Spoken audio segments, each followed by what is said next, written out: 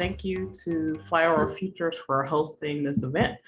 This is really cool. I'm glad to see the people who joined, and I love to see people. If you can put it in the chat, who you are and where you're from, that's really great.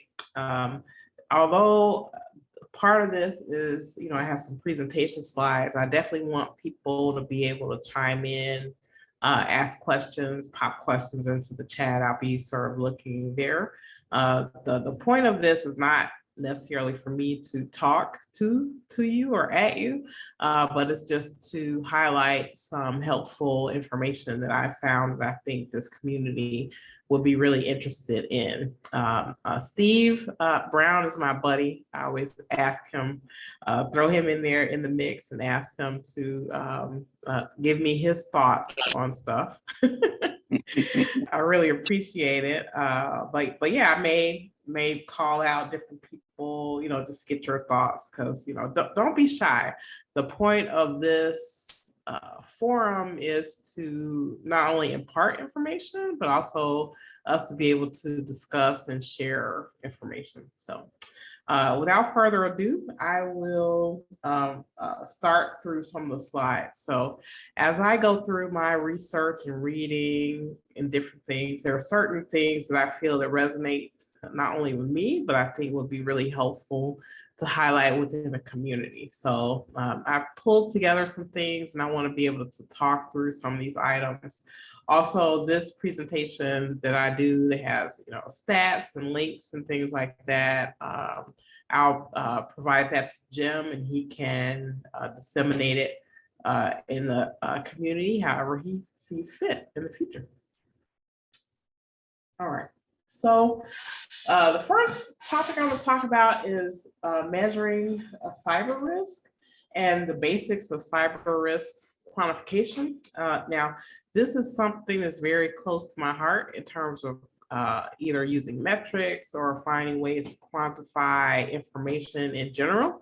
I've taught classes at university levels for people and try to explain to them what's the best way to communicate information in a quantitative way. So one really good thing I think there is for people when they're thinking about talking with, whether it be individuals who work within the organization, people at board or C-level, or even communicating with clients and partners, it's very good to be able to try to quantify that information. And I think for cybersecurity professionals, it's really important to be able to quantify risk. So this first slide is really about why I think quantification is cool. First of all, I think numbers give people universal understanding. So instead of saying, let's say, I'm really good at project management or something, maybe quantifying, like, these are the number of projects that I've done. This is kind of the budget that I work with. Here are some of the risks that I've been able to thwart, or the risks that we've seen within the organization. So numbers really help leaders tell the story. Some of the best leaders that I've ever seen, they know how to do this, and they do it really well. I think whenever you have someone communicate in numbers, it helps that message resonate across just a lot of different areas, and people really thrive on that. And then also, being able to have someone who can communicate at all levels of the organization is very important. So I would definitely, outside of cyber risk, just in general, I would recommend, that would be my executive advice. If you're doing something, you're trying to communicate with someone, see if you can find a way to quantify in some way, what that information is or may be. All right, so I pulled up a couple of different frameworks around cyber risk. I know everyone knows about NIST, definitely the cybersecurity framework, but also I want to bring up RMF and also the Fair Analysis Information Risk framework. You should definitely go to their websites. Actually, there's a link here to an article that I found some of the information is from VentureBeat. I think it's really cool. Also, there's this company called Safe Security. They have like a free risk calculator. It's pretty simplistic, but I guess, it's kind of a lead into, maybe a paid product or something. But that is a really cool calculator.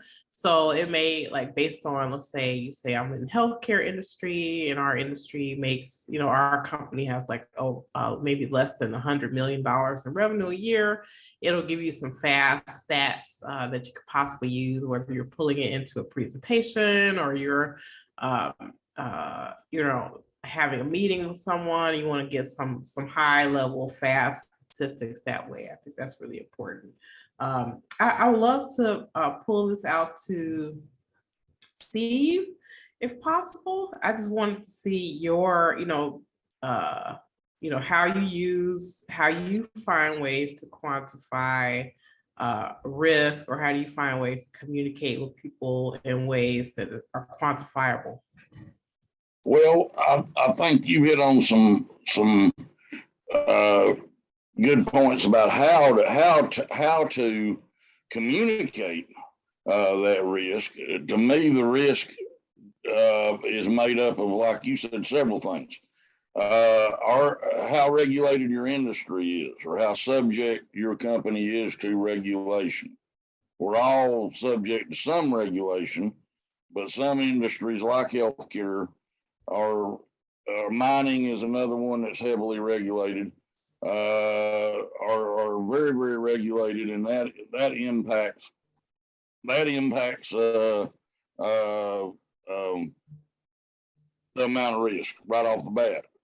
Then another one is the kind of data that you collect as a business necessity, how risky that data is if it was lost. In other words, how subject to the legal liability you would be if it's lost. How impactful to your own operations, business operations. And then there's also just risk of denial of service, which is a big deal now with ransomware, because in essence, that's what it is taking your systems down by encrypting your data. How critical are your computer systems to your business operations?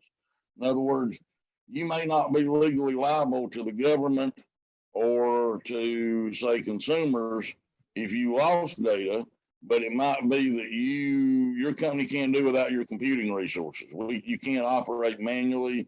If you have certain critical systems down, your company literally stops operation. That's another kind of risk. So you look for those areas of riskiness and sort of put them together into an amount of risk is sort of the way I think of it. And then you raise some excellent points on how then do you convey that.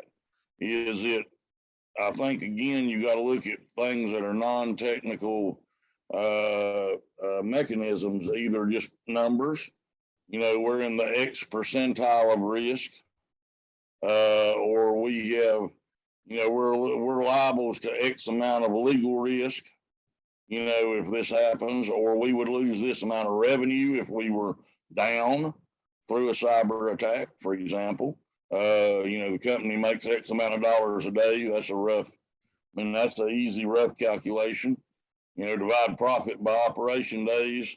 And, we lose X amount of profit every day we're down. Actually, it's worse than that because there's startup and soft costs you incur even when you're not making money. So but that's a raw, crude thing that would, if anything, understate the risk. But it's a starting point. Or you can just say high, medium, low, but again, you're right. These are often difficult concepts to convey to a non-technical person. How much risk? Yes, you have risk, but is it high risk, low risk? And then it's always, you got to talk risk relative to, or I try to, relative to the average bear, as I would say it. It is. Right. Yeah, and because that help, I think that helps the non-technical executive understand what you're trying to convey. So there's two things. First, actually determining in your own mind, what are our areas of risk? What are our factors that contribute to our risk? And then conveying that overall level of risk to the board, to your executive team. So there's two different challenges, but you got to do one and then you do the other. And that's what we're talking about, I think. Yeah, perfect. Wow, that's really great. So there are, I have an example I use that's the safe security calculator, and I pulled up a couple of things they had in here. So they're like a technology company with less than $100 million or worth of annual revenue has a probability of a successful cyber attack of 11%. And a potential ransomware loss of $7 million.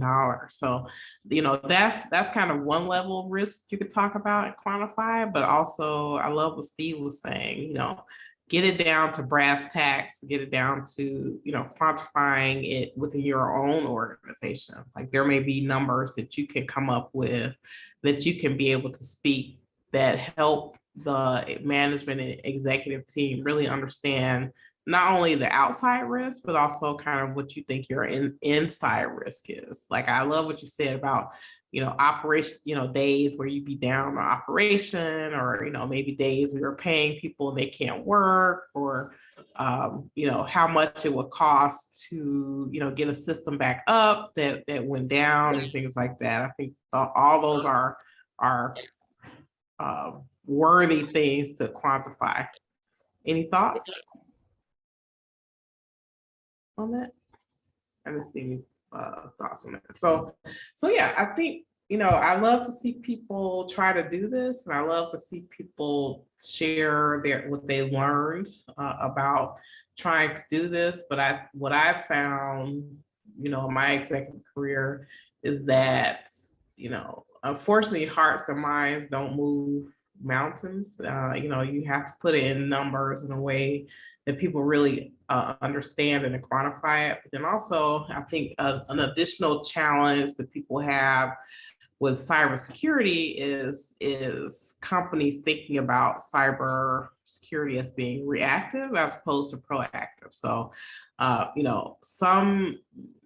the problem sometimes when you say, oh, well, this company had a breach or whatever, some companies say, well, I'm not, as big as this company, why would a cyber criminal look at my organization? And we all know that cyber criminals love smaller or to medium-sized businesses because they know they're more likely to pay a ransom, they're less likely to fight back, they're more likely to go out of business, possibly, if they have a cyber attack. So I think that makes those, those types of statistics really help to tell the story. But then also, I think some companies just have this impression that, cyber attacks happen to other people and not to me.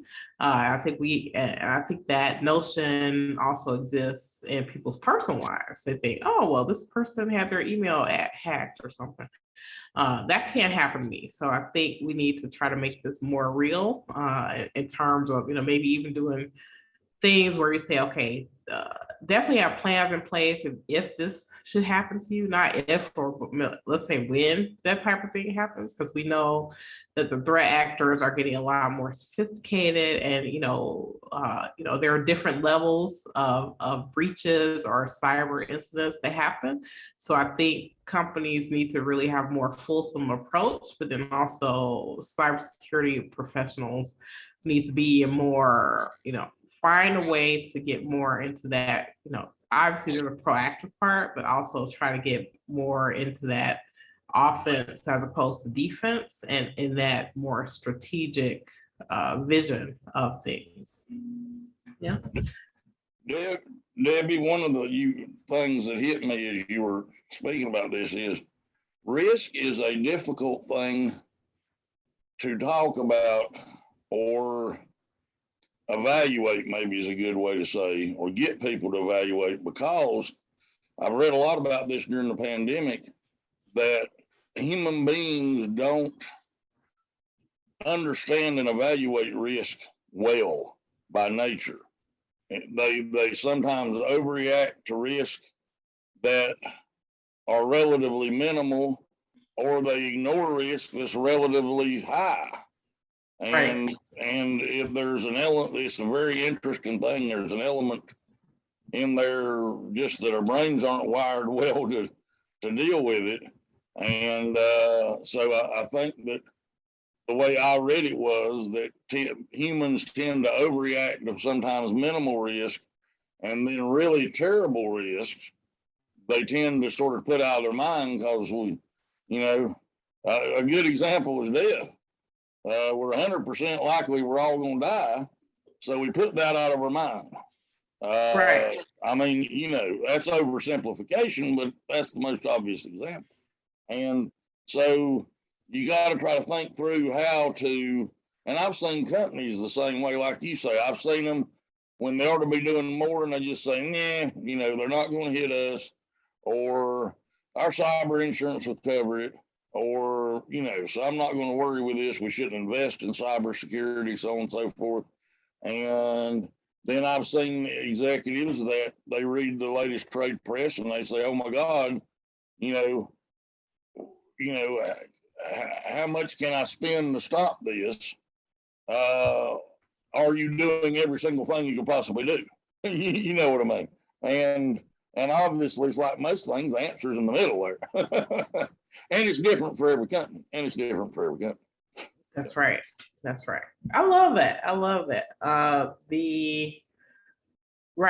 think, I don't know, I feel like companies underestimate, and correct me if I'm getting this wrong, but I think companies underestimate maybe the low and medium risk, and maybe their eyes go to more of the high risk. And so I think there is relative risk, but I mean, if your organization isn't well prepared at all those levels,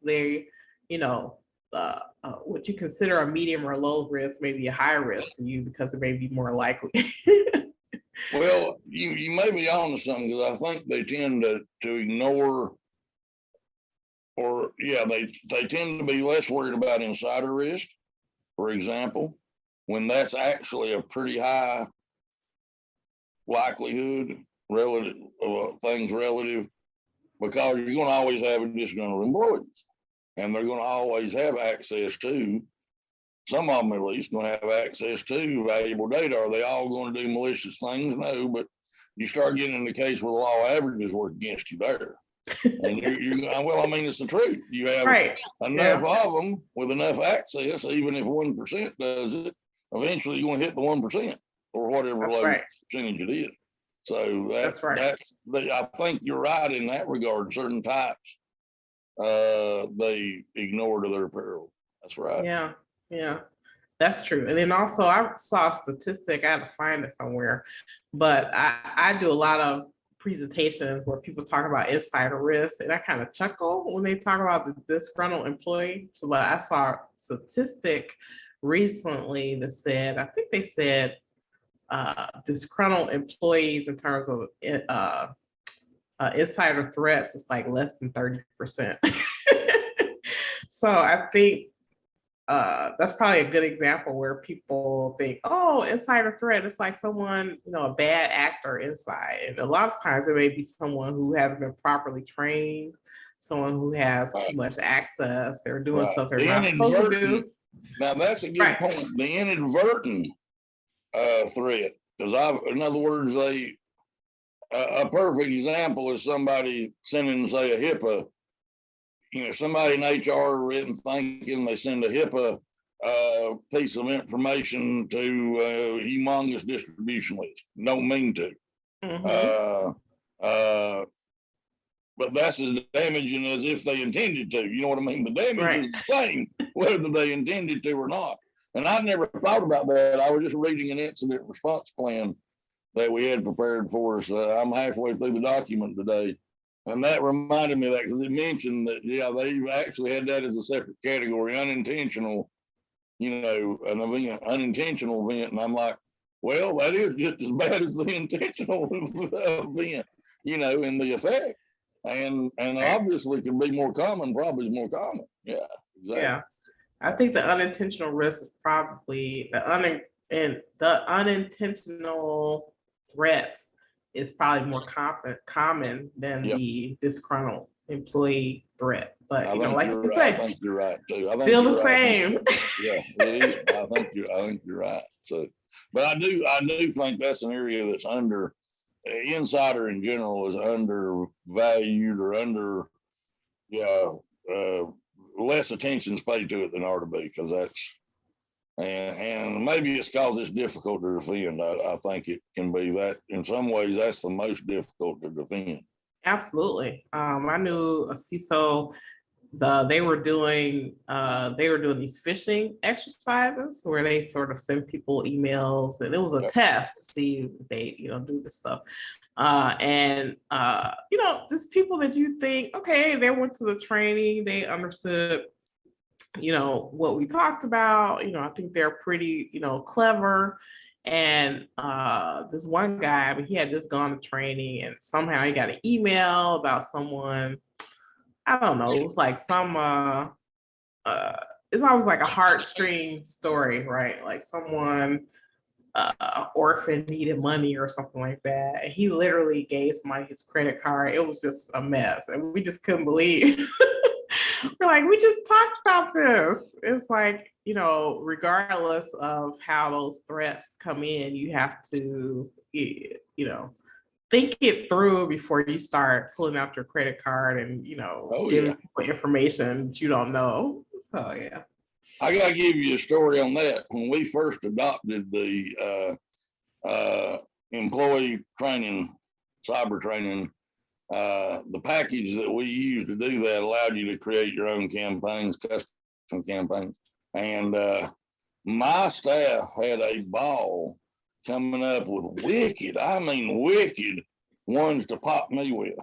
That was they made that their internal little running gag for about the first part of about the first whole year, seeing if they could foul me up, and they got me 2 or 3 times. Of course, now, in my opinion, they had a little bit of an unfair advantage because they knew me, I think, better even than a good cyber researcher would. Right. But it was useful because I guarantee you I was harder to fool after that. After about a year worth. Yeah. And them getting me about a third of the time, that it dropped to zero. It dropped to zero eventually. And so that was pretty good training.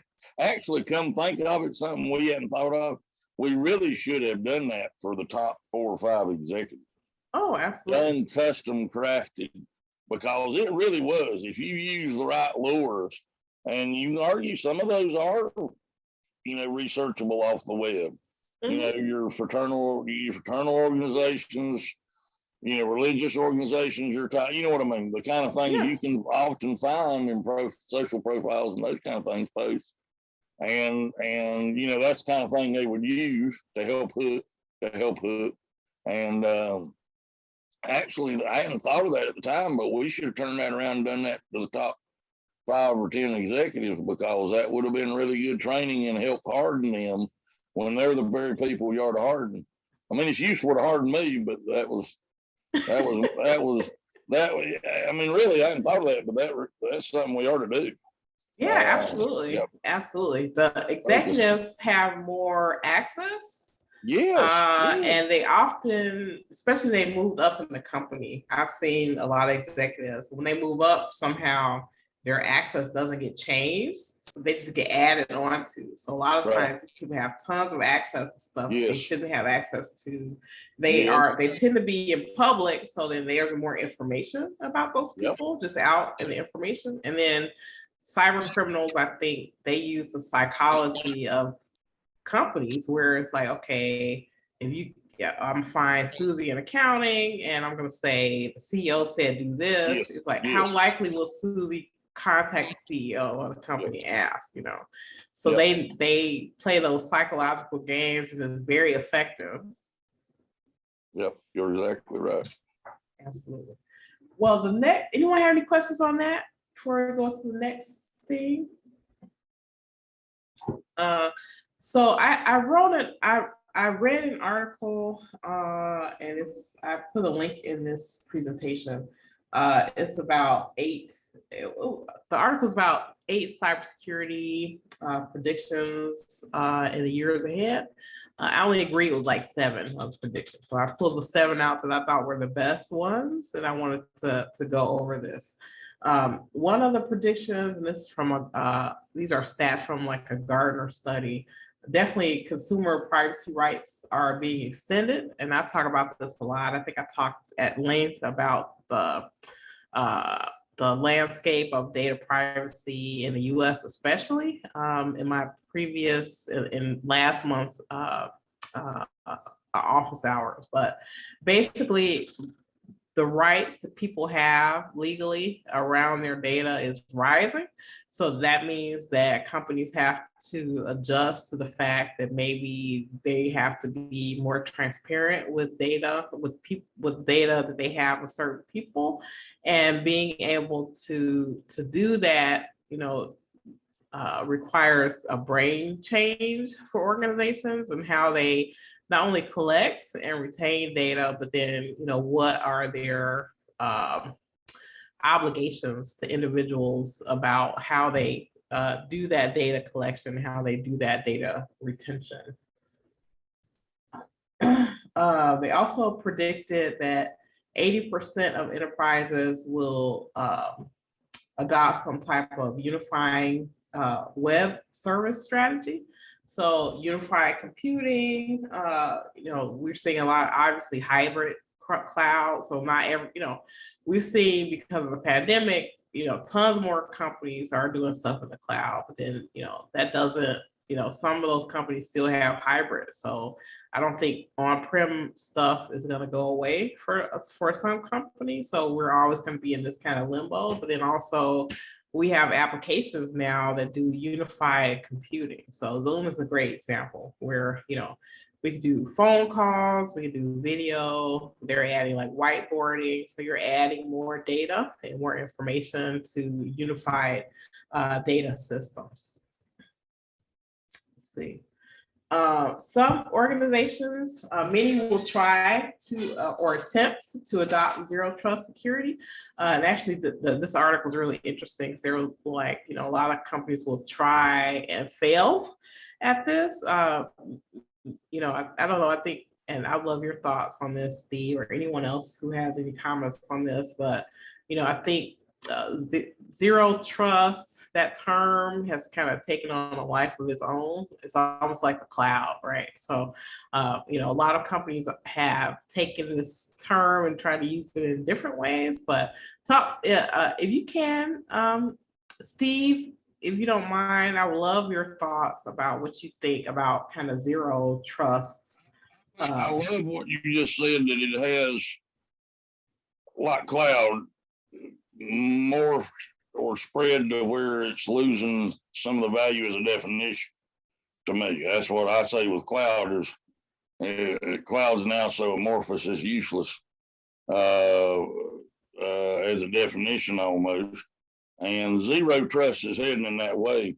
I think the zero trust concepts are something that all organizations are going to adopt aspects of, and more and more products are orienting in that direction, helping you to achieve that. Full zero trust can be hard to achieve, can be hard to achieve, especially certain technologies. And but the concepts are sound. The concepts sound. But again, and to what it means to me. But yeah, I think that's more of a direction. That's sort of a thing. To me, it's like a definition of a direction more than an absolute definition of a state. right. A state of being. Maybe that's a poor way to describe it, but I don't know any other way to say it. But yeah, I agree with that. I agree with that. I think, and other people may disagree, or I would love to hear other people's thoughts on this, but I think it's sort of a move away from assuming that people should have certain rights, and building processes in place so that you know that people have the right access. So right. I remember, you know, I'm dating myself, but many, many years ago, I remember when people set up like access controls and certain apps, they would just, you know, they would throw everyone in the company in a group and they gave everybody access to everything. Yeah, maybe I think you hit a good definition. To me, a good definition is it is the concept or principle that in a perfect world, nothing would have, no individual, no right to anything would be given to everyone, to the everyone group or whatever the star in my old mainframe days, star public or whatever, you know what I mean? There is not a single asset that should be assigned to star public or star everyone, you know, to everyone. That sort of to me, and then with that being the case, therefore, you have to have explicit rights have to be given, you know, and the group should be as small as possible and that kind of thing. I think that's, so like I say, to me, it's more of a principle, but that's a good starting point, because if you say that, then that makes you wake up to the fact of that's sort of turning the way we sometimes thought of security on our head, because we sort of, in some ways, the natural inclination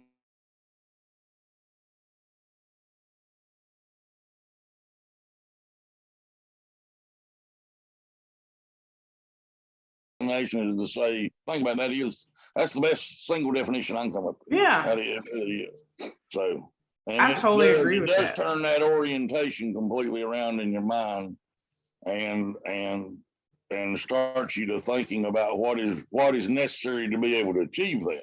And like I said, you know, there's always that outlier technology that's very difficult to do that with, or doesn't make sense to do it with. But in general, that again is what it's more like a goal. That's the goal would be that there's nothing that you handle that way, that everything is expressly granted to a small, you know, atomic particle, the individual. I mean, obviously in a big company, you can't, there's no point in going down to that granular, but literally to the individual,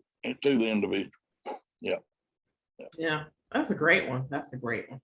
And then let's see, cybersecurity will become key in choosing business partners. Now, I've seen this play out, you know, in my business, and also other people have told me about this, where, you know, companies, let's say you have really cool products, you're trying to introduce your product to a particular company, you know, you obviously want to make sales, and they're hit with, you know, this long cybersecurity questionnaire where they're asking about their risk, they're asking about their data collection and their data retention, and that just was not the case, right? So I think people, especially in like larger industries, bigger companies, you know, they've been doing that for many years, but I think these smaller players haven't been accustomed to having to have that same level of rigor or assessment of their tools and the things they're doing. And I think that that's gonna just be more prevalent in the future. Oh, we got a comment here. Let me read this. Let's see. It has definitely become a buzzword, and it makes me smile when vendors come and offer us zero trust environments and solutions. I see it as a philosophical and personally, and personally, I liked more of a what's it, Bancorp thinking, because we always trust something like identities, so we have to trust, but must remember to always verify. Very nice. Thank you, Jared. That was great. I agree with that on zero trust. So I just want to see how that zero trust terminology plays out. Obviously, people have sort of stuck to it and they're trying to use it for many different things, but I think I agree this more about you know, verify, verify. Don't just trust blindly, but definitely verify. have you started to see, have anyone on the call started to see more situations where either your company is asking more information of third parties, or if you're a third party to a company, you're being asked more questions?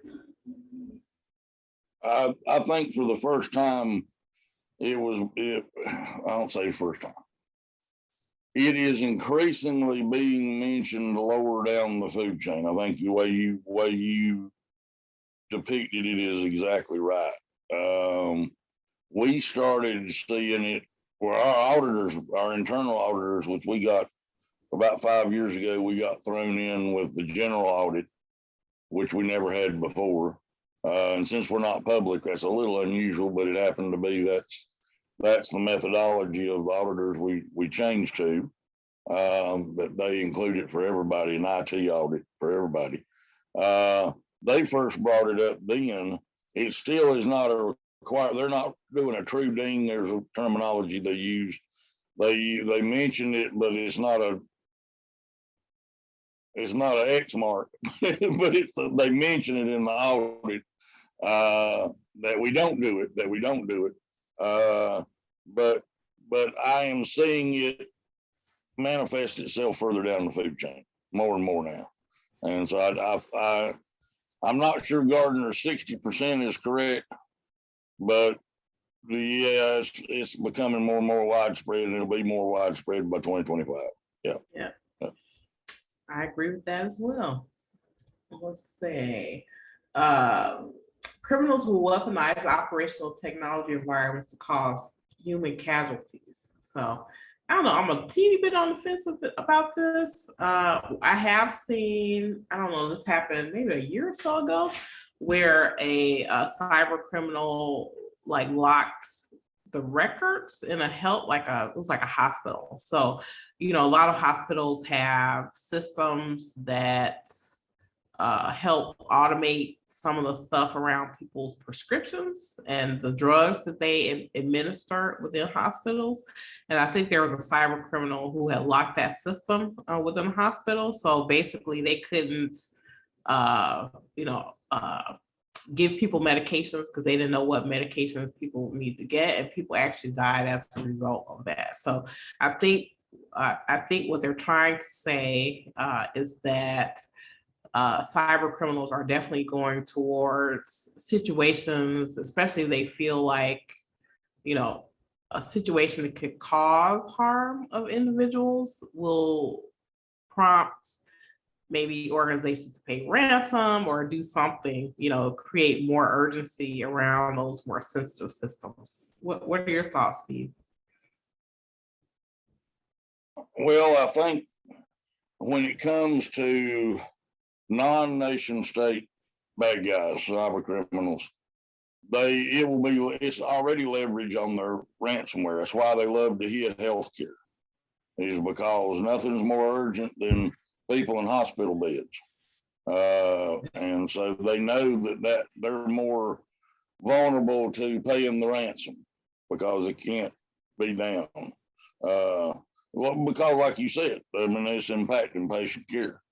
What's the fascinating thing is, and the thing that I'm sort of worried about myself, is what a lot of people don't know is that we're in the equivalent of the nuclear equilibrium when it comes to cyber warfare between nation states.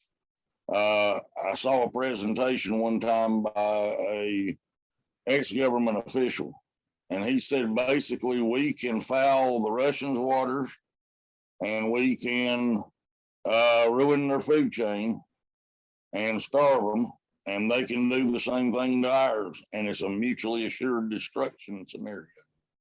And they know not to push the button, and we know not to push the button. The problem becomes when there's a rogue state that doesn't care whether they press the button or not. Which is again the same. It's exactly analogous to nuclear warfare. Exactly. And so it never happened with the nuclear yet. So maybe it won't with the cyber, but that worries me a little more that would be possible with a rogue state, or even because so much of this is sub-farmed, like a lot of the China doesn't, but Russia sub-farms a lot of their cyber warfare out to the general cyber criminal gangs as their agents, so to speak. One of those go rogue and take out a town's water supply, for example. Right. That worries me. And so I think the general garden variety is mostly just the ransomware over the healthcare and that, or governmental, because they're hitting a lot of small, mid-sized towns.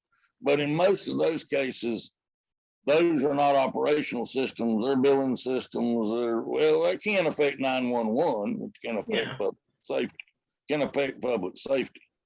And but that I'm less worried about, the cyber mafia than I am the cyber nation states and the accidental fail-safe type scenario might happen with that. Absolutely, I agree with that. Resilience will be about more than cybersecurity. So by 2025, 70% of CEOs will drive culture of organizational resilience to deal with threats from cybercrime, but also from severe weather events, civil unrest, political instabilities. Also, you have to throw in pandemics. I think when I talked to companies over the years about business continuity plans, they were just the garden variety. Like, people weren't thinking about pandemics. They weren't really thinking about civil unrest or things like that. So I think hopefully companies now see that that's something they need to really think about. This is not,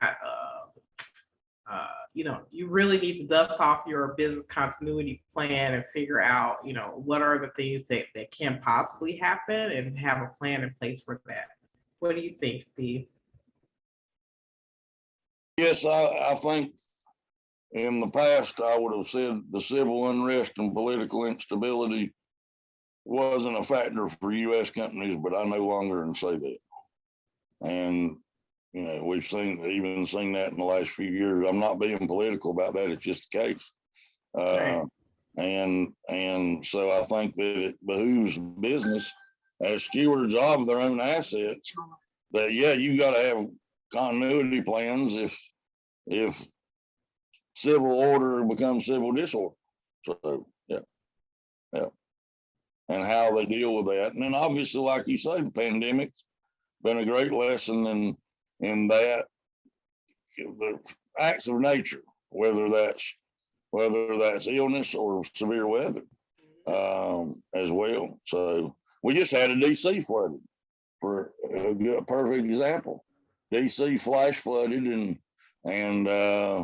DC's distribution center flash flooded, and that was the first time they'd ever had it reach they'd had flash floods before in the area, but it never been severe enough to reach the facility and breach the facility.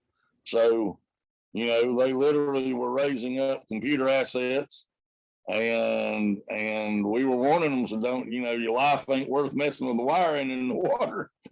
Get out of there, and I mean, seriously, we did. We said, we don't want you to get electrocuted, stay away from there. Right. Because they were literally trying to lift it up and keep it, because it wasn't real high in there, but it was high enough. It was damaging some product, you know what I mean? And that kind of thing. So those were the kind of things that they did very well on the fly, but you'd done better if you'd have pre-thought it out and prepared for it.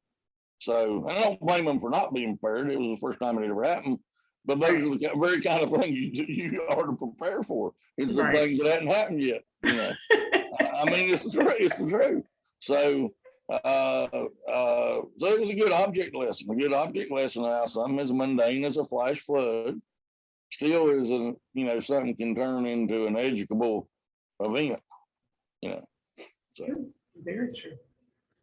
A cybersecurity matter for CEOs bonus. By 2026, 50% of C-level executives will have performance requirements related to risk built into their employment contracts. I've not yet seen this yet, but I think they make a really good point where cybersecurity is a business risk rather than just a technical problem. So I think we're seeing with regulations being put out or frameworks like CMMC, I think there's going to be more calls to have cyber folks in C-level positions, board positions, because it's not just a reactive risk. It's definitely a business risk. What do you think, Steve?